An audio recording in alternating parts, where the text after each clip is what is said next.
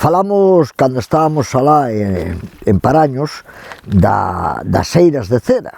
E hoxe, pois, tocou un pouco xa difundir o mundo da cera.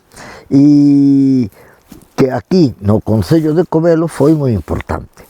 Agora estamos un pouquiño máis arriba, carretera hacia Ourense, e estamos na Lamosa. E na Lamosa tamén houbo varios obradoiros de cera.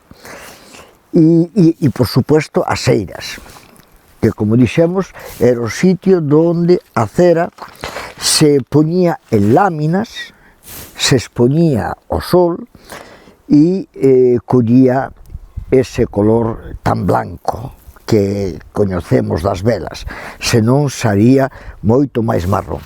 E esta eira enorme, que non era pensada, aunque creo que podría valer para o cereal, está pensada para o blanquear a cera.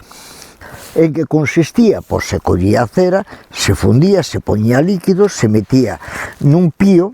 Este pío, a inmensa maioría das veces, tiña un rolete en que se botaba cera quente, filtraba por agua, salía en láminas a entrar na auga e se poñía estendida por aquí, ou ben se facía que correra en fíos, en láminas máis finas, por este enlousado, e logo collía ese color blanco que coñecemos da cera, blanco amarillo, que coñecemos da cera cando compramos unha vela, non?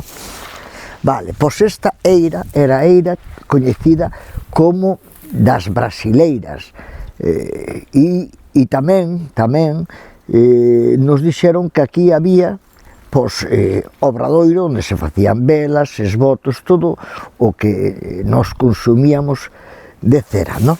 Vos deixo, mirad que cousa curiosa, non sei se se aprecia, ten un enlousado perfecto, é isto. E a mí me dixeron que algún obradoiro traballou hasta os anos 50, o sea que estaba falando de como estaría isto de conservado, limpio e impecable alá fai 70 e algo anos atrás, porque aínda se nota ben.